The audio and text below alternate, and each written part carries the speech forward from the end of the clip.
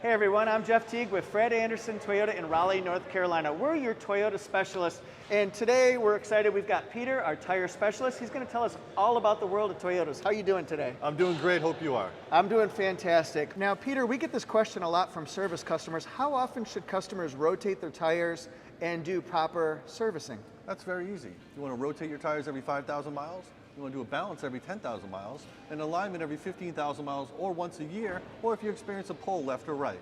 Okay, sounds great. And then this over here, we've got green, yellow, red. What would this indicate to us, and how do we know if we're getting low tire tread? Right, so the biggest things with low tire tread is you're going to experience less performance, less traction, and poor gas mileage.